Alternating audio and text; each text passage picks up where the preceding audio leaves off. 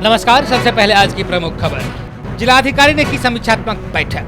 हिंदी पत्रकारिता दिवस पर जिलाधिकारी को एनएसयूआई ने सौंपा ज्ञापन। जीविका दीदी के द्वारा बैठक किया गया। मैथिली पुत्र प्रदीप का हुआ निधन। लॉकडाउन के बावजूद भी कपड़ा की दुकान खुली। जलाउद्दीन अंसारी को सम्मानित किया गया। मिथिलांचल यूनियन के द्वारा किया गया रक्तदान।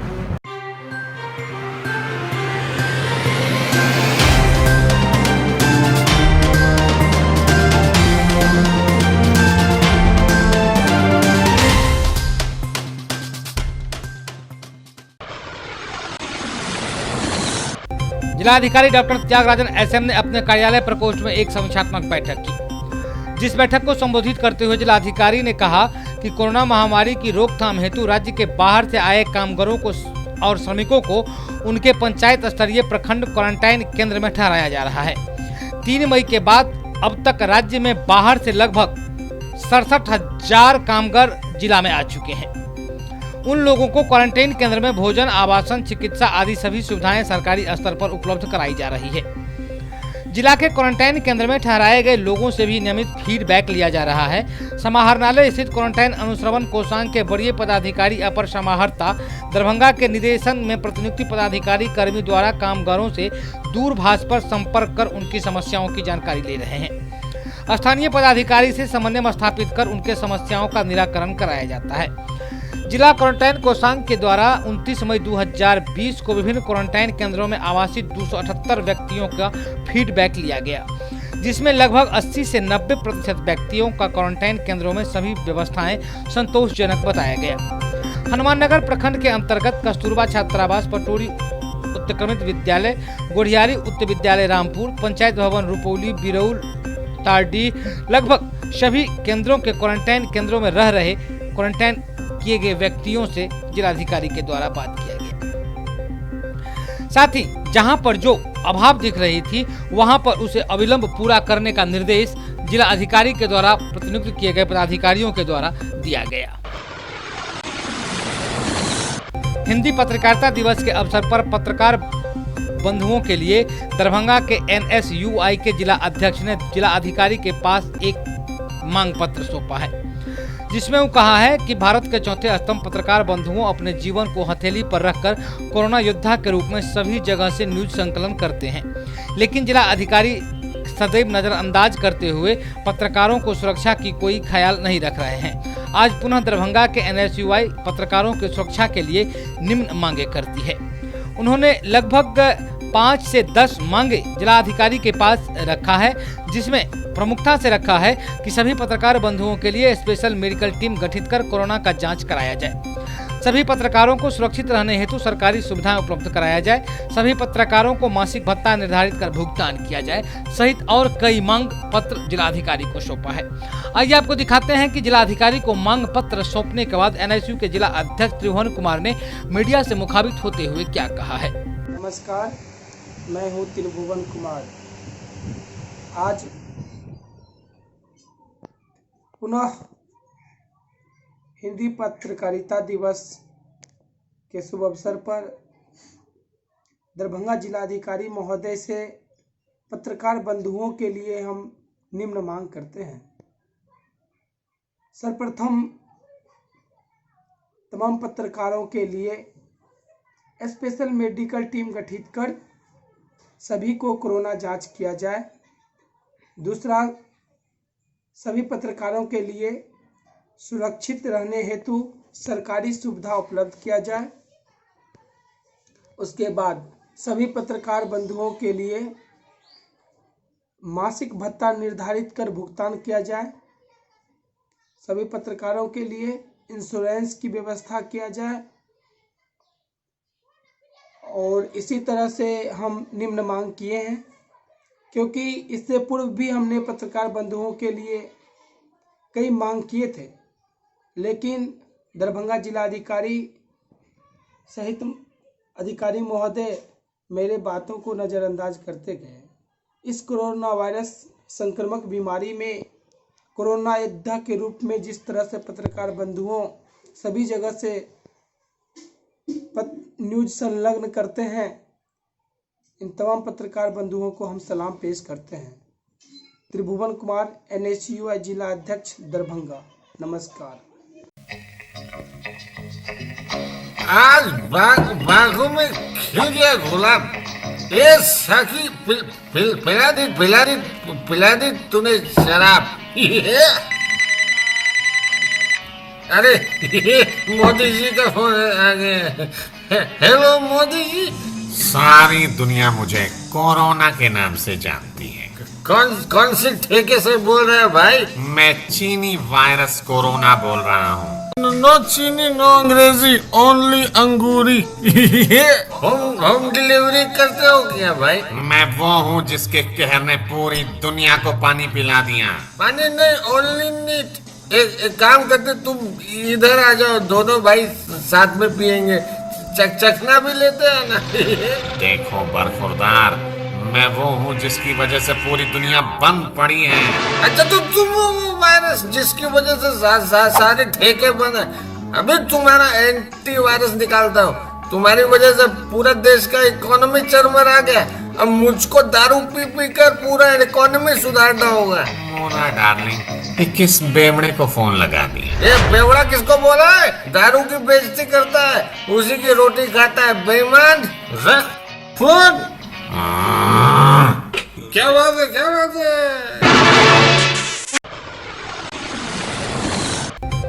मिथिला स्टूडेंट यूनियन बेनीपुर के द्वारा प्रखंड के अंतर्गत शिवराम पंचायत में जीविका दीदियों को कोरोना वायरस के मद्देनजर मुखिया द्वारा मास्क बनाने की पहल न करने को लेकर कबीर आश्रम में एक बैठक किया गया। बैठक को संबोधित करते हुए यूनियन के विश्वविद्यालय के मुख्य प्रवक्ता सह युवा छात्र नेता जयप्रकाश झा ने कहा कि मुखिया के नकारात्मक रवैया के खिलाफ अपने अधिकार के लिए महिलाओं ने यूनियन के पदाधिकारियों के साथ बैठक की है। बिहार सरकार के द्वारा आदेश निर्गत हुआ कि पंचायत में हर एक परिवार को 1 साबुन और 4 मास्क वितरण करना है, जिसके लिए पंचायत में 9-10 लाख रुपया मुहैया करवाया गया।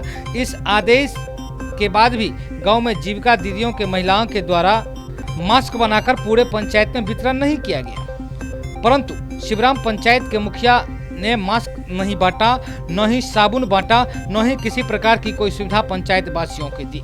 साथ ही जीविका दीदियों का रोजगार भी मुखिया के द्वारा छीन लिया गया है। जहां बिहार में हर एक जीविका दीदियों के द्वारा मास्क बनाया जा रहा है, वहीं पर यहां से रोजगार छीन लिया गया है। साथ ही इनका हक दिलवाने के लिए मिथिला स्टूडेंट यूनियन आगामी तक लड़ाई लड़ती रहेगी। जगदम्ब अहीं अविलंब हमर मिथिला के धिया सिया जगत जननी भेली, तूने बिसरी है गे माय बाबा बैद्यनाथ कहावी और चलू चलू बहिना हकार पुरिले।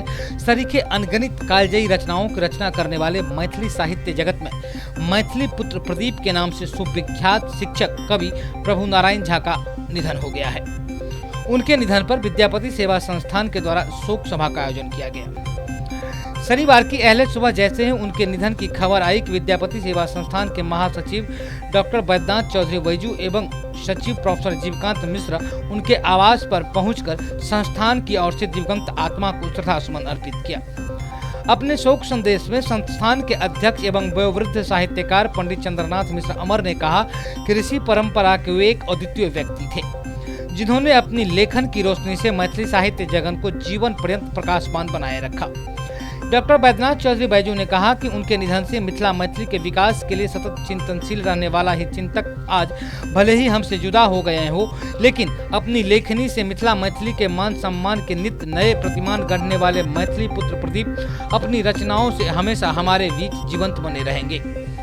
मैथिली अकादमी के पूर्व अध्यक्ष पंडित कमलाकांत झा ने कहा कि वे अत्याधुनिक मैथिली भाषा साहित्य के संस्थापकों में से एक थे, जिन्होंने अपने विशाल व्यक्तित्व की बदौलत न सिर्फ अपने स्वयं को विद्वत परंपरा के वर्तमान युग में सशक्त कड़ी के रूप में स्थापित किया, बल्कि स्वयं वे सानिध्य में साहित्य और साहित्यकार को आजीवन पल्लवित पुष्पित करने में लगे रहे।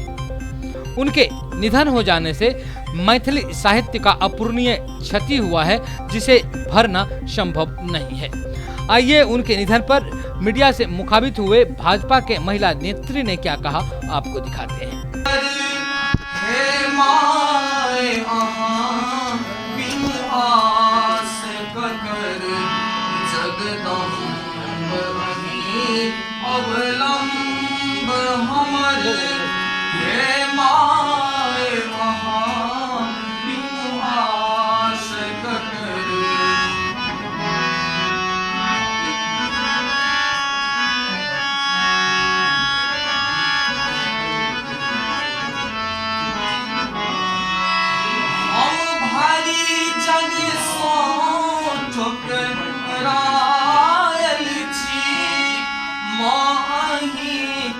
शरण में आयल छी।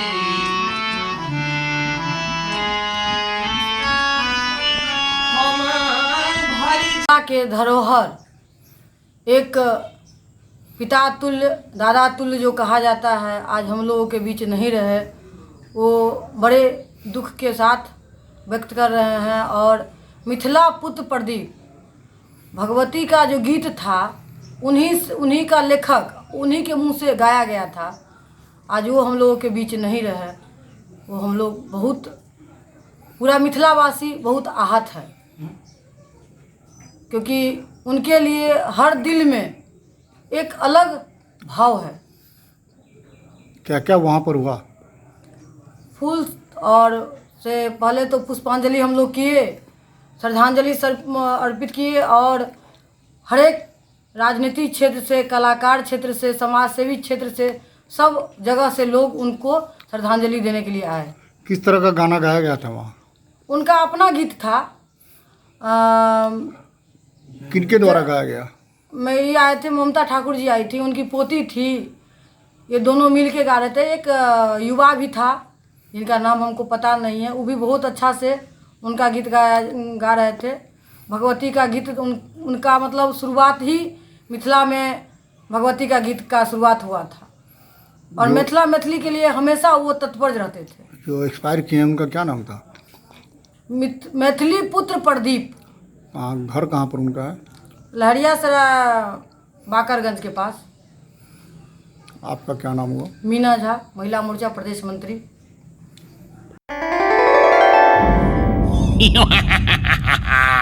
तेरे हाथों पे बैठा हूँ मैं, कर रहा हूँ तेरा इंतजार, मुंह में जाऊंगा तेरे, कर दूंगा तुझको बीमार। रिश्ते में तो हम तुम्हारे दुश्मन होते हैं, नाम है corona. Oh no no no please, खाने से पहले साबुन से हाथ नहीं धोना।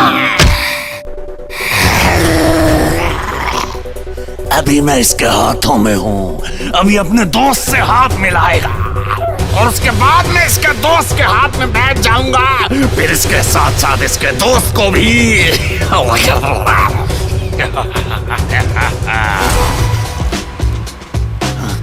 अरे ये क्या हो रहा है? नमस्ते नहीं करनी थी, हाथ मिलाना था। तेरे मुंह के अंदर मेरा प्यारा सा आशियाना है, जैसे ही तू छींकेगा मुझे आसपास फैल जाना है। कोरोना का इलाज पूरी दुनिया के साइंटिस्ट ढूंढ रहे हैं, लेकिन कोरोना से बचना मुश्किल ही नहीं, नामुमकिन है। अरे ये क्या, इन्होंने तो मास्क लगा लिए और दूर दूर से बात कर रहे हैं। मारेंगे, बचाओ।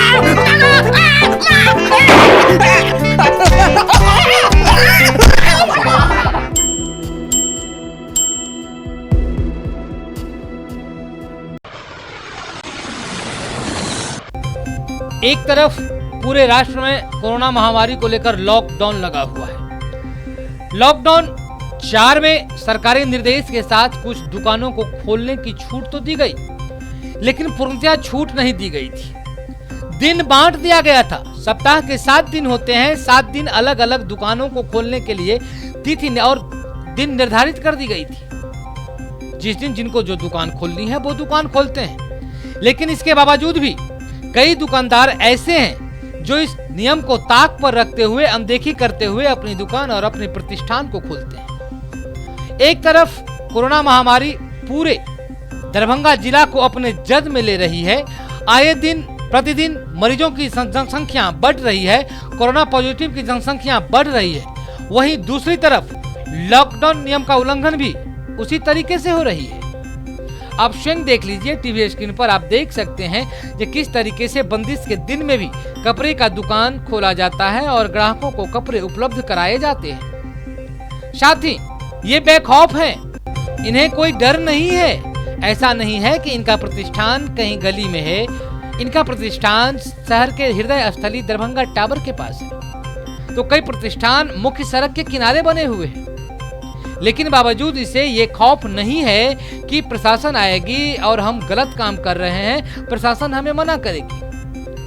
कई दुकानदार आनन फानन में अपने पीछे के दरवाजे से भी कस्टमर को कपड़ा उपलब्ध कराने का काम करते हैं और ये काम धड़ल्ले से किया जाता है।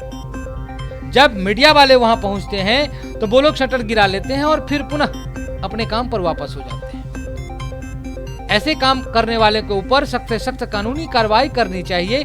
साथ ही जिस मोहल्ले में, जिस वार्ड में, जिस कस्बे में ऐसे दुकानदार लोग हैं जो लॉकडाउन नियम का पालन नहीं करते हैं, उल्लंघन करते हैं, सामाजिक स्तर पर भी इनसे कड़ाई से पेश आना चाहिए। इसी बीच एक और खबर ये आ रही है कि बिस्किट बेचने वाले के विकलांग पुत्र को भी प्रोत्साहन और सम्मान दिया जा रहा है। ये प्रोत्साहन और सम्मान डॉक्टर मोहम्मद इमामुल हक इमाम के द्वारा दिया गया है। आपको बताते चले कि मिथिला समाजवादी शक्ति संयोजक डॉक्टर मोहम्मद इमामुल हक इमाम मिथिला के लाल को जो कि केवटी विधानसभा के टेक्टायर पंचायत के टेक्टायर गांव के रहने वाले हैं। उनका नाम जलाउद्दीन अंसारी है। उनको प्रोत्साहित किया गया है और उनके परिवार से मुलाकात की गई है। अब हम आपको बताते हैं कि उन्हें क्यों सम्मानित किया गया और उनके परिवार से क्यों मिला गया। तो ये जो है टेक्टायर निवासी, ये सामान्य गरीब परिवार में जन्मे बच्चे हैं। इनके पिता का नाम निजामुद्दीन है और माता का नाम रजिया खातून है। ये गांव में रहकर बिस्किट बेचकर अपना परिवार का पालन करती है। जलाउद्दीन अंसारी जो पिछले 10 सालों से साइकिलिंग कर रहे हैं और जिन्होंने साइकिलिंग के क्षेत्र में वर्ष 2011 में जिला लेवल रेसिंग में भी भाग लिया और अव्वल स्थान भी प्राप्त किया है। उत्तर प्रदेश में 2016 में लगातार 12 घंटे में 300 किलोमीटर साइकिल चलाकर एक इतिहास बनाया और उत्तर प्रदेश के मंत्री के द्वारा उन्हें प्रोत्साहित भी किया गया। और उसके बाद इस लड़के का नाम, इस साइकिलिस्ट का नाम लिम्का ऑफ वर्ल्ड बुक में भी शामिल कर लिया गया। डॉक्टर इमाम ने कहा कि जिस तरीके से उसी के पड़ोसी गांव में, सिरहुल्ली गांव में ज्योति कुमारी को आज मान सम्मान और प्रोत्साहन पुरस्कार दिया जा रहा है विभिन्न संगठन और राजनीतिक दलों के द्वारा, सरकार के मंत्रियों के द्वारा जो मान सम्मान दिया जा रहा है, वैसा ही मान सम्मान इस विकलांग युवक खिलाड़ी को भी मिलना चाहिए। क्योंकि ये जो विकलांगता का प्रतियोगिता होता है राष्ट्रीय अंतर्राष्ट्रीय लेवल पर, उस स्तर पर अपना नाम, अपने जिला का नाम, अपने पंचायत का नाम रोशन किया है और उसे भी ऐसे ही सहायता की जरूरत है ताकि आगे चलकर वो भारत के मानचित्र पर अपने जिला का और अपना नाम रोशन करवा सके, अपना नाम अंकित करवा सके। हम लोग टेक्टार विधानसभा के टेक्टार पंचायत के टेक्टार गांव में आए हुए हैं और यहाँ पे जलालुद्दीन अंसारी, जिन्होंने 2011 से जो एक पैर से विकलांग भी हैं, देख सकते हैं कि साइकिल चला रहे हैं। और जैसे हमें पता चला कि 2011 में साइकिल में जिला लेवल पर उन्होंने भाग लिया था और वहाँ पे भी जो है अपना परचम लहराने का काम किया और जिला अधिकारी के हाथों उन्होंने सम्मानित भी हुए थे।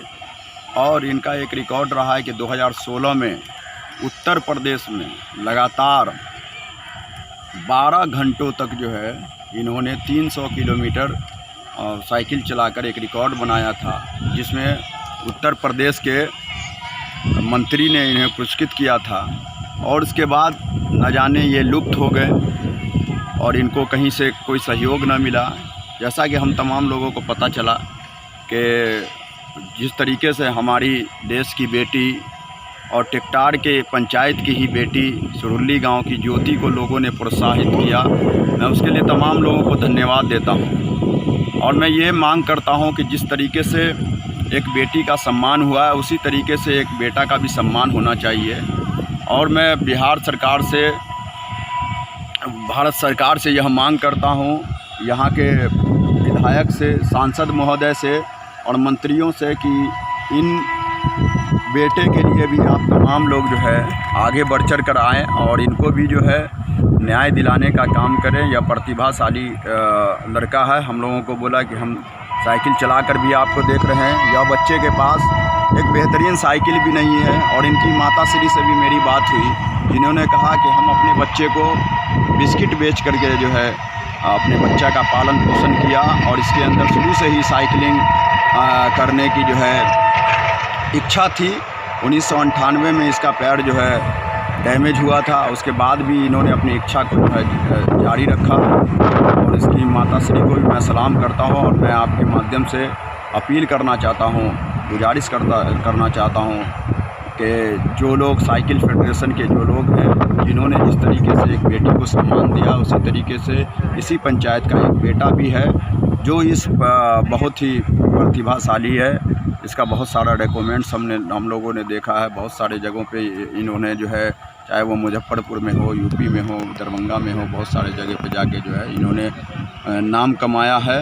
और इनसे बात हुई मेरी, इनका कहना ये है कि हम कुछ करना चाहते हैं देश के लिए, तो हम भी देशवासियों से और जो लोग ऐसे लोग हैं जो प्रतिभाशाली खिलाड़ी की मदद करना चाहते हैं उनसे भी अपील करना चाहते हैं कि आप आगे आके इनको जो है प्रोत्साहित कीजिए। और ऐसे नौजवानों की हम तमाम लोगों को आवश्यकता है देश के लिए। जय हिंद, जय भारत। मैं डॉक्टर मोहम्मद इमामुल हक, इमाम, मिथिला कनाल। आपका आज का दिन आनंदमय और यादगार हो। हमेशा मुस्कुराते रहें। यदि शरीर से प्रेम हो तो व्यायाम करें, सांस से प्रेम हो तो प्राणायाम करें, आत्मा से प्रेम है तो ध्यान करें, परमात्मा से प्रेम हो तो दान करें, और यदि देश से प्रेम हो तो घर पर ही रहें, स्वस्थ रहें, सुरक्षित रहें। मिथिला स्टूडेंट यूनियन के संगठन मंत्री अभिषेक कुमार झा के नेतृत्व में एक बार फिर से रक्तदान शिविर का आयोजन शुक्ला मेरिडिटी ब्लड बैंक में किया गया, जिसका उद्घाटन डॉक्टर मृदुल शुक्ला, MLSM कॉलेज के प्रधानाचार्य professor Vidyanath Jha, doctor Gunjan Shukla, MSU के विश्वविद्यालय अध्यक्ष अमन सक्सेना ने किया। मीडिया को संबोधित करते हुए डॉक्टर शुक्ला ने कहा कि आपके रक्त का एक अंश एक वंश नहीं बल्कि 3 वंश को बचाने का कार्य करता है, जिसके लिए MSUI के सेनानी बधाई के पात्र हैं।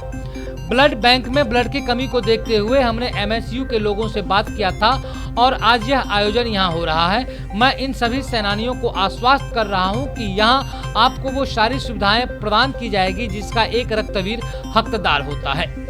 उन्होंने नौजवानों से अपील किया कि जब हमारी घर की महिला घर का सारा काम करते हुए बिना किसी परेशानी के हमें मालूम हुए बिना मासिक धर्म में 200 से 250 ml रक्त दे सकती है, तो हम पुरुष 3 महीना में एक बार 300 ml रक्त का दान क्यों नहीं कर सकते हैं। हम वैसे नौजवानों से जो रक्तदान करने में पीछे रहते हैं उनसे अपनी खुद की तुलना अपने घर की महिलाओं से करने की बात कर रहे हैं। कि मिथिला स्टूडेंट यूनियन के जे जज्बा है वो जज्बा के फेसबुक पर हम सलाम देते छिन, अखनो हुनका लेल व्हाट्सएप और सलाम छन हुनका लेल। और कहलत कि जे हमरा विषय में कहलत है कि जे सर गार्जियन छथि और जज्बा देखा के भेटे छै, तो हम तो बतबे छी कि जे हौसला हम देखलिए मिथिला स्टूडेंट यूनियन का, क्योंकि शुरुआती दौर के कहानी बतबे छी 5-6 साल पहले जिस समय एस्टेब्लिशमेंट भेले मिथिला स्टूडेंट यूनियन का, तो हार्डली हमरा लगे छला कि 10-15 टा आदमी हेते। हमरा सबके या इंफॉर्मेशन बाहर से भेटा बहुत आदमी के द्वारा कि 5-7, बुरा नहीं माना बात सब, कि 5-8 ठो चक्का सब मिल गया है और जहां तहां मारपीट करता है, गाड़ी में करता है, ट्रेन में मारा, उसको फलाना किया, वो किया। बट हमें ये लगा उस समय कि अगर 10 आदमी इतनी बड़ी पॉपुलेशन से लड़ने के लिए अगर हिम्मत उठा के हर छोटे छोटे बुराइयों को ढूंढ के लड़ रहा है सिर्फ 10 आदमी, तो वो स्वतंत्रता सेनानी बल्कि स्वतंत्रता का योद्धा का किंग माना जा सकता है उसको, न कि यहाँ का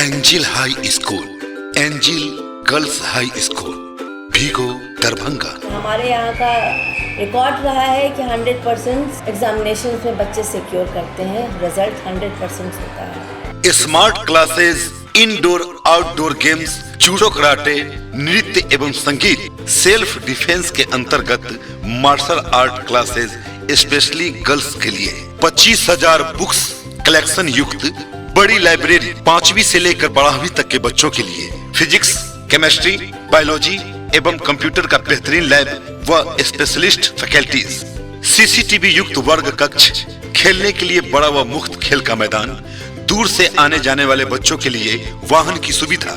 बीपीएल कार्ड जो भी बच्चों का है उसमें इस ईयर भी 10 स्टूडेंट्स फ्रॉम स्टैंडर्ड 1 फ्री में उनका एडमिशन्स होगा और उनको जो भी फैसिलिटी प्रोवाइड की जाएगी वो एंजल हाई स्कूल करवाएगी। और इन सभी कारणों से मैं जो देख रहा हूँ अपने एंजल हाई स्कूल में जितने भी एजुकेटेड लोग हैं वो अब आहिस्ते आहिस्ते हमारी तरफ खिंचते चले आ रहे हैं। मैं उन सभी लोगों का शुक्रिया अदा करता हूँ। Angel high school, angel girls high school, Bhigo Darbhanga. सत्र 2020-21 के लिए नामांकन प्रारंभ।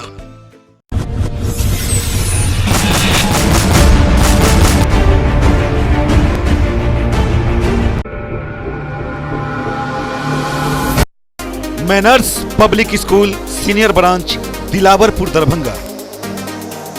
हमारे यहाँ बच्चों के लिए पठन पाठन की उत्तम व्यवस्था, अनुभवी शिक्षकों द्वारा दी जाती है बेहतर शिक्षा। बच्चों के खेलने के लिए मुफ्त खेल का मैदान, हॉस्टल की भी उत्तम व्यवस्था, हॉस्टल में रहने वाले छात्रों के लिए शुद्ध एवं पौष्टिक भोजन की भी उत्तम व्यवस्था है। Hello friends, my name is Anisha Kumari, I read in class 6। मैं अपने स्कूल के बारे में बताना चाहती हूँ। मेरा स्कूल बहुत अच्छा है। यहाँ पे अलग अलग चीज़ सिखाई जाती है, कला प्रतियोगिता होती है, स्पोर्ट्स होते हैं और यहाँ पे कंप्यूटर लैब, स्मार्ट क्लासेस है और स्कूल से बहुत खुश हूँ। मैनर्स पब्लिक स्कूल में अच्छा से अच्छा शिक्षा देना चाहते हैं। शिक्षा के माध्यम से हम बच्चे को जिस क्षेत्र में जाना चाहते हैं, चाहे वो मिथिला पेंटिंग हो, चाहे वो मतलब ड्राइंग हो, जो भी है कला हो, जिस क्षेत्र में हमारे बच्चे जाना चाहते हैं उसके लिए हम तत्पर रहते हैं। बच्चों के उज्जवल भविष्य के लिए एक बार manners public school senior branch में जरूर नामांकन करवाएं। सत्र 2020-21 के लिए नामांकन प्रारंभ। मैं मैनर्स पब्लिक स्कूल के निर्देशक उमेश कुमार यादव बोल रहा हूँ। मैनर्स पब्लिक स्कूल मैंने अपने इस पिछड़े हुए इलाके के विकास के उद्देश्य से यहाँ स्थापना किया था और उस विकास में हमेशा मैं तत्पर रहता हूँ। इस स्कूल के बच्चे बहुत आगे बढ़े हैं।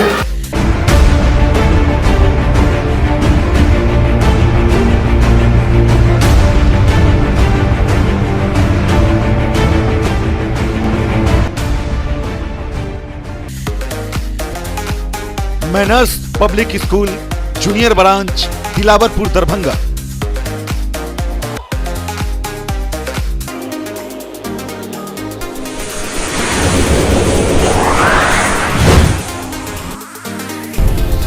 हमारी विशेषताएं लगातार कम शुल्क में उच्च कोटि की शिक्षण व्यवस्था।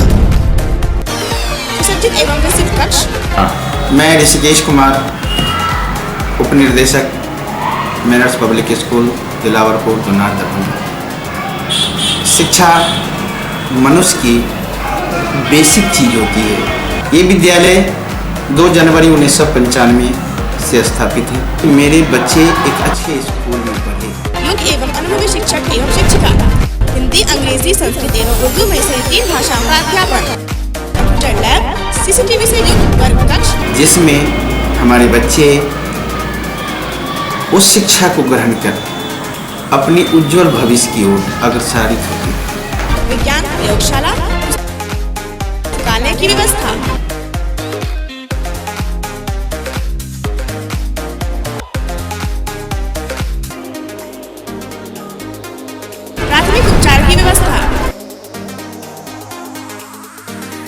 Kalpana Kumari, प्रधानाध्यापिका manners public school की ओर से आप सभी अभिभावकों का तहे दिल से शुक्रिया करती हूँ, जो आप लोगों ने मेरा अभी तक इतना सहयोग किया है और आगे भी आपसे उम्मीद करती हूँ कि आप हमारे उम्मीद में आप सहयोग हमेशा बनाए रखेंगे। अंकन के लिए 2020 और 21 सत्र के लिए आप लोग हमसे फिर से एक बार संपर्क करें। धन्यवाद। हमारा लक्ष्य स्वाध्याय, स्वावलंबन, अनुशासन, समय पालन, सेवा भाव, मातृ पितृ एवं गुरु। सत्र 2020-21 के लिए नामांकन प्रारंभ।